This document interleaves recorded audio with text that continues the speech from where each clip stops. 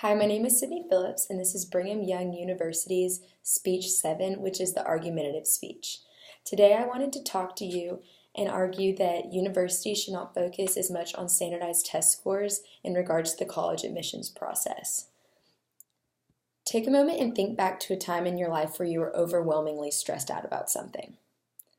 It was most likely school-related. It's about to be college admissions season in the fall, which means that teens across the United States will be waiting at their mailboxes, anxiously waiting for acceptance letters from a bunch of different universities that will determine their academic future. A part of this college admissions process includes sending in standardized test scores, hearing back, and some people believe that this accurately depicts how ready someone is for the college process. I believe that this is not necessarily true because once upon a time I was also in high school and I would get so incredibly stressed out before standardized tests that I would freeze and just absolutely blank out during tests, and it would just cause me so much anxiety that I would not have favorable test scores. I was just overwhelmed with anxiety. And colleges should not focus on standardized testing regarding college admissions process because they just cause way too much stress. They're frankly pretty inaccurate and are biased. I want to first describe the effects of these tests on students and people and just list the reasons why colleges should not focus on them. So, standardized tests such as the SAT and the ACT create an unnecessary amount of overwhelming stress on students and cause also a lot of anxiety. According to a study in Baltimore, 68% of teen stress has been related to school and schoolwork. And according to the American Psychological Association called Stress in America, a survey revealed that 31% of teens reported feeling overwhelmed as a result of schoolwork, and that 30% of teens reported feeling sad and depressed as a result of stress. And these students had identified that school and schoolwork and school-related activities were the source of this stress. And one could argue that stress and pressure can be good for somebody and can help them have a better outcome and perform better. However, that's not true for everybody. No one's the same. One person working well with stress may not be the same as somebody else. These standardized tests do not provide a level playing field for people that just work differently. Everyone's different, and just because one child may respond well to stress does not mean that another one will. And in addition to one child working better with stress and somebody else not working as well with stress, when stress becomes overwhelming, it causes this thing called a fight or flight response in the body where it is impossible to think logically and have a high order thinking process. So when the brain shifts into this, it just causes you to not be able to think clearly and answer questions correctly on standardized tests like this. And also when one is really stressed out, it increases your cortisol, and increased cortisol, which is a result of stress, can cause physiological harm like weakening your immune system and cause illness. So no wonder that people seem to get sick right around finals. This is why. And also, it's not just really smart or children that are not as smart that get this kind of anxiety. So why should students face apprehension due to just one test? With all this stress, students can get burned out before they even make it to college, and that's something that leads to a whole nother realm of issues. In an NYU study, two-thirds of students also reported using substances to cope with stress, and substance use because of stress leads to a whole plethora of other issues too. And so just stress from these tests and from school-related tests like these should not have as much focus in the college admissions process because the stress is physiologically and physically harmful to students, and they're not accurate representations of a high school student's readiness for college. So in addition to them causing too much stress, these tests, these ACTs or SATs, are also inaccurate.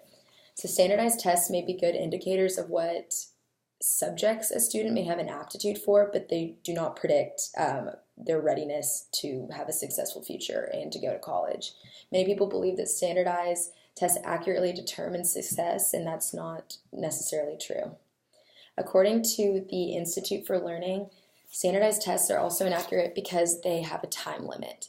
And a time limit should not define whether or not a student can have the capability to know that information. It's putting them in unreasonable conditions in an environment where they cannot ask any questions. There are no references, no learning devices that can be used, and they can't get up and move around. And if you're somebody like me that kind of needs to move around sometimes during a test, they're not able to stand up and kind of just take a moment, walk around, stretch, and sit back down to be able to refocus. Because I have to stand up, take a lap, and get some water, go to the restroom, and then come back to a test because I just can't sit still, and I need to get up and move around, and the time limit does not give any leeway for that.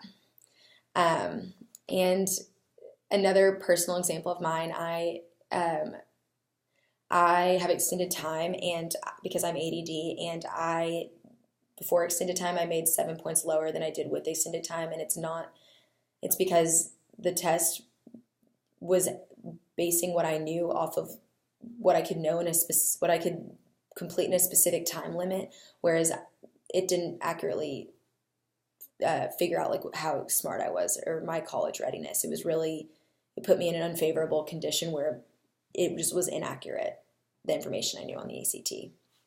And it just reflected that I was in fact not as smart as I actually am.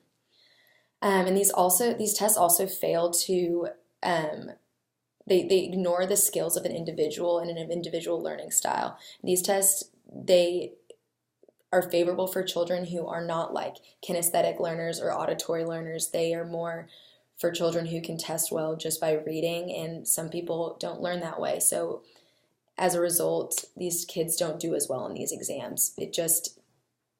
Students that are more visual or auditory have a hard time with this type of testing, and doesn't let you know how a child would be able to handle life problems or do well in a work condition. It just puts you in unfavorable and unreasonable conditions. Thirdly, these standardized tests are biased, and that's because they favor those who have socioeconomic advantages over others, and those that do not have learning disorders. And according to a study by J. Rory called "Colleges Are Putting Too Much Emphasis on Standardized Tests," if people have the financial means, they can get tutors, they can buy prep books, they can have online programs for their children, but if they do not have the resources and the money, they're unable to have access to those resources. And that's just, frankly, not fair for children that cannot change the way that they were born into, the family they were born into, the conditions they were born into. Also, those that go to public schools, they have less funding than those that go to private schools. So the schools can't even give them college prep classes or ACT or SAT prep classes like I was able to have at my private high school. So just depending on a public education versus a private education, it just is different, and it's not a level playing field. And in addition to socioeconomic status, they don't take into account people's mental disorders or mental disabilities.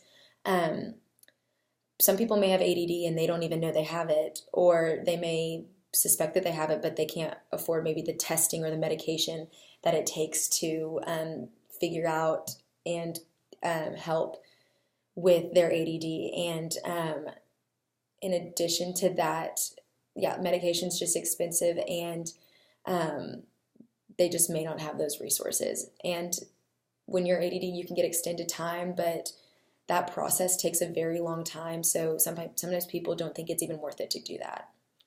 And on the flip side, many students that are not ADD take the medication for ADD.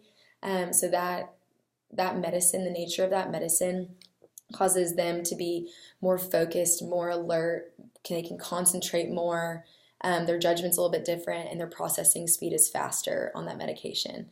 And so these specific factors can significantly impact the test-taking experience and a student's abilities while taking that test. In conclusion, if colleges would not focus on the SAT or ACT as much, Higher education could return to its focus on identifying the true, deep, and brilliant thinker and developing them into their fullest potential and rewarding them and not rewarding the most excellent test taker. Sometimes these tests reward a great test taker, not necessarily someone that may not be a good test taker but are still equally as intelligent. Because standardized tests cause too much stress and anxiety, they are inaccurate and they are biased. College admissions process should not focus as much on these scores or not focus on these scores at all. Thank you.